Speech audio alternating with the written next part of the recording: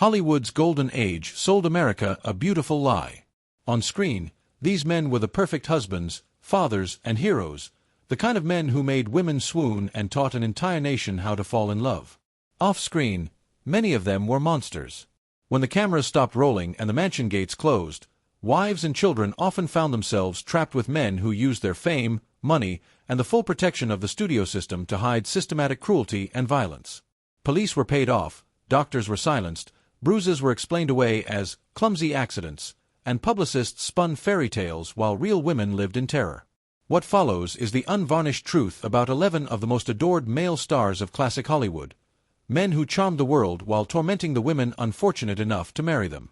These stories draw from memoirs, biographies, and historical accounts, revealing patterns of abuse that were often downplayed or denied, but persisted in the shadows of glamour. Bing Crosby, America's favorite crooner, embodied wholesome family values with his smooth voice, pipe-smoking image, and holiday specials like White Christmas. His road movies with Bob Hope reinforced his persona as the ideal post-war dad, warm and paternal. Yet, behind this facade, allegations of severe abuse painted a starkly different picture. His eldest son, Gary Crosby, detailed in his 1983 memoir Going My Own Way a childhood marred by calculated physical and emotional torment. Gary described beatings with belts, paddles, and a custom switch embedded with steel pellets to maximize pain while minimizing visible marks. Weekly weigh-ins reportedly led to punishments if the boys gained weight, creating an atmosphere of constant fear. Gary portrayed his mother, Dixie Lee, as living in terror, unable to intervene due to her own intimidation by Bing's unpredictable rages. Dixie, a former actress who married Bing in 1930, never publicly spoke about the marriage before her death from ovarian cancer in 1952. She maintained silence amid Bing's immense public adoration and the studio's vested interest in his image. Paramount Pictures heavily invested in Crosby's wholesome brand, suppressing rumors of his controlling temper. After Gary's book, family reactions varied. Brothers Philip and Dennis supported the claims of physical abuse, while Lindsay, who struggled with depression and died by suicide in 1989, did not directly confirm but faced lifelong issues. Dennis also later died by suicide, outcomes that some link to the traumatic household. Bing's daughter from his second marriage, Mary Crosby, disputed Gary's account, calling it inaccurate and exaggerated. Bing's second family with Kathryn Grant reported a calmer environment in his later years, possibly indicating behavioral changes. However, the first family's accounts highlight a profound disconnect between public idol and private reality, enabled by Hollywood's image machine. Spencer Tracy projected unassailable moral authority on screen, earning 9 Oscar nominations and 2 wins for roles as principal figures in films like Boys Town and Judgment at Nuremberg. Critics lauded his natural integrity and strength. Off-screen, his alcoholism fueled a darker side, with allegations of verbal and emotional abuse toward the women in his life. Tracy remained married to Louise Treadwell for 43 years, separating early but never divorcing due to his Catholic faith. His 26-year relationship with Katharine Hepburn became legendary, though adulterous. Hepburn privately confided to friends about fearing Tracy's alcohol-induced rages, describing a need to walk on eggshells during binges. She romanticized their bond publicly but admitted his verbal cruelty and physical intimidation when drunk, transforming him from thoughtful to vicious. Louise endured the worst early on, with friends citing his outbursts as a separation factor. She maintained silence about specifics. Tracy's drinking was an open Hollywood secret, concealed by MGM's publicity department to protect his prestigious image. Incidents were handled discreetly, with police instructed to avoid publicity. Biographers note his sober charm contrasted sharply with his intoxicated volatility, leaving partners managing his moods rather than enjoying equality. Hepburn once spoke of a smack, though details remain vague. Tracy's legacy endures, but the human toll of his untreated addiction underscores Hollywood's separation of public persona from private pain. Rex Harrison epitomized refined British elegance in roles like Professor Henry Higgins in My Fair Lady, charming audiences with cultured wit. This polished veneer hid allegations of cold emotional brutality across his 6 marriages. His affair with actress Carol Landis ended tragically. After a vicious argument where Harrison reportedly ended their relationship, Landis overdosed on Seconal in 1948. Harrison discovered her but called his studio publicist before authorities and left the scene. Though not legally implicated, the incident raised questions about his treatment of women. Multiple wives described cutting remarks and psychological control, making them feel worthless with intermittent approval to maintain dominance. His third wife, Kay Kendall, faced disturbing manipulation.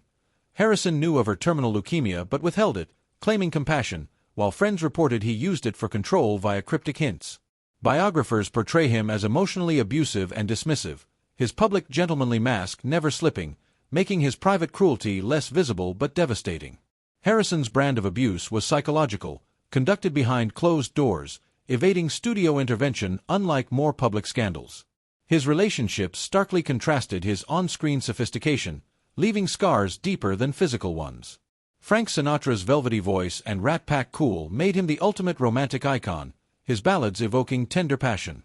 In private, his volcanic temper allegedly turned relationships violent. Ava Gardner, his second wife, stated, "He hit me. It wasn't often, but it happened," amid their tempestuous marriage from 1951 to 1957. Fights escalated from shouting to physical confrontations, sometimes mutual due to Gardner's fiery nature, but power imbalances and Sinatra's mob ties added intimidation. His first wife, Nancy Barbato, endured verbal tirades and infidelity during their 1939 to 1951 marriage. Police calls rarely led to charges, handled discreetly to protect his career. Volatility persisted with Mia Farrow and Barbara Marx, though physical elements reportedly lessened with age, emotional control remained. Studios and connections shielded him, contrasting his romantic persona with private war zones. Errol Flynn defined swashbuckling heroism in The Adventures of Robin Hood, rescuing damsels with charm and athleticism. Off-screen, women allegedly needed rescue from him. Married 3 times, he faced accusations of violence and predation. His 1942 statutory rape trial involved 2 underage girls. Acquitted, it exposed troubling patterns the studios buried.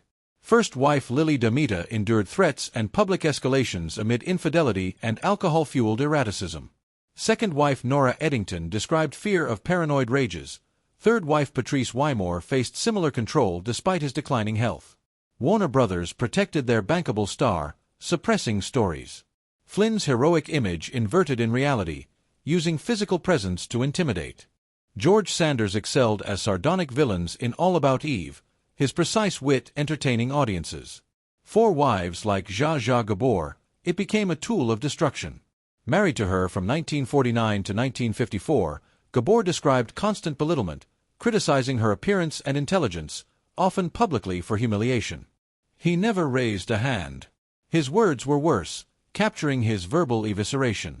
Subsequent marriages to Benita Hume and Magda Gabor echoed mental cruelty, leading to quick divorces. Sanders' intelligence maintained control, his abuse invisible to outsiders, sometimes mistaken for wit. His 1972 suicide note reflected detached cynicism mirroring his relationships. John Barrymore, from theatrical royalty, brought classical refinement to cinema in Grand Hotel. Alcoholism eroded him, leading to allegations of physical abuse. Fourth wife Elaine Berry detailed rage-fueled episodes, smashing furniture and threats, forcing her to flee. Third wife Dolores Costello left partly due to his drinking behaviors. Barrymore's decline made concealment difficult. By his 1942 death, he was a cautionary tale of addiction turning talent abusive. His family history of substance issues persisted in descendants. Desi Arnaz's Ricky Ricardo on I Love Lucy was the loving husband to Lucille Ball's zany wife, their chemistry beloved. Privately, infidelity, drinking, and rages complicated matters. Ball never claimed physical abuse, but friends reported outbursts, property damage, and fear for her safety during jealous episodes. Their business partnership trapped Ball, despite emotional strain. Daughter Lucy noted no abuse but acknowledged alcoholism and a horrible divorce in 1960. They remained friends post-divorce, their public image preserved. Robert Mitchum's laconic tough guy cool shone in Night of the Hunter. Privately, alcohol allegedly sparked violence with wife Dorothy, married 57 years. Biographers report fights escalating physically, though undocumented due to her discretion and studio suppression. Arrests for fighting hinted at patterns. Dorothy stayed, absorbing consequences while his rebellious image profited studios. James Mason's refined menace graced villains in North by Northwest. Wife Pamela Mason's memoir described 23 years of demeaning control, financial dominance, subtle denigration, and emotional withdrawal. Their 1964 divorce was costly. Pamela portrayed systematic erosion, his precision making abuse insidious. Absent visible signs, it remained private until post-divorce revelations. Wallace Beery's lovable lugs won Oscars for The Champ. First wife Gloria Swanson alleged brutal abuse in their 1916 to 1918 marriage, claiming a punch caused a miscarriage. Revealed in her 1980 autobiography, long after Beery's 1949 death, it suggested intent to end her pregnancy. MGM protected his image, suppressing rumors. The delay lent credibility, highlighting studio-enabled disconnects. These were not bad marriages or tempers of genius. They were patterns of control, terror, and violence shielded by an industry that cared more about ticket sales than human lives.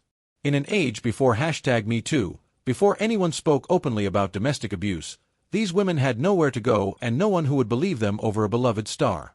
The studio system didn't just hide scandals, it manufactured saints out of sinners and left the victims to suffer in silence. This is the real Hollywood history they spent decades making sure you never heard.